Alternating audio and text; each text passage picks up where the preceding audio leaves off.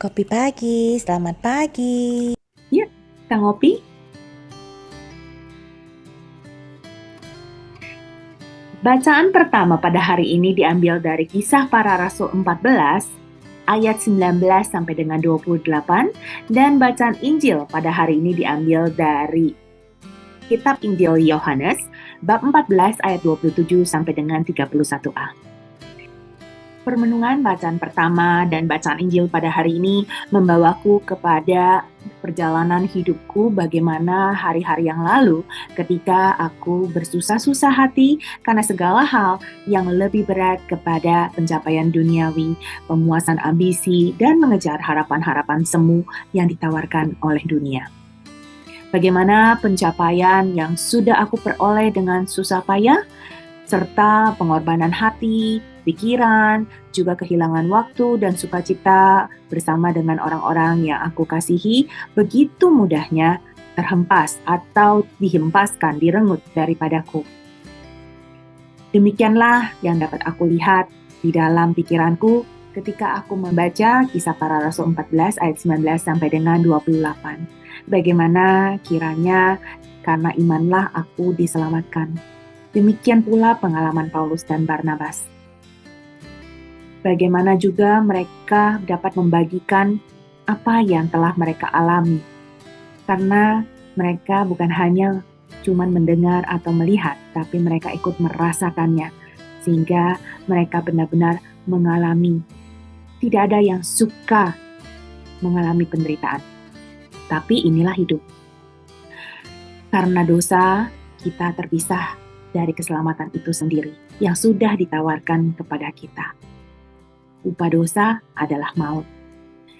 Bersusah hati, iri hati adalah dosa. Susah hati adalah jalan kepada maut. Karena iri hatilah Paulus dan Barnabas mengalami penderitaan. Jadi, mereka mengalami penderitaan bukan karena iman mereka kepada Tuhan, tapi karena dosa manusia, karena iri hati, maka Paulus dan Barnabas mengalami penderitaan. Iri hati dari siapa? Dari orang-orang Yahudi yang melihat bagaimana Paulus dan Barnabas ketika mereka menyampaikan apa pengalaman yang mereka rasakan, yang mereka alami bersama dengan Tuhan, banyak orang yang tersentuh dan mau mengikuti mereka. Itulah yang menyebabkan banyak orang merasa iri hati kepada mereka. Tapi karena imanlah mereka diselamatkan, karena dengan iman mereka memiliki hati yang berkobar-kobar dan selalu ada pengharapan. Sehingga karena pengharapan itu mereka kuat untuk melalui segala penderitaan yang mereka hadapi. Juga tentunya karena kuasa yang di luar dari nalar manusia. Bagaimana mereka dibawa melewati penderitaan yang disebabkan oleh dosa manusia itu. Pada akhirnya aku kembali diingatkan dalam bacaan Injil pada hari ini bahwa kiranya damai sejahtera itu tidak terikat atas pencapaian-pencapaian kita di dunia ini. Tapi imanlah yang menyelamatkan kita. Nah, pada akhirnya aku kembali diingatkan pada bacaan Injil pada hari ini bahwa damai sejahtera itu tidak terikat pada pencapaian-pencapaian kita, tapi kepada iman yang menyelamatkan. Jadi, jalani hari demi hari, jangan banyak ragu, takut, gelisah, ataupun gentar hatimu. Yang lalu, biarlah berlalu baik atau buruk, jadikanlah pengalaman, jadikanlah pijakan untuk hari ini, agar kita dapat melangkah lebih baik lagi ke depannya.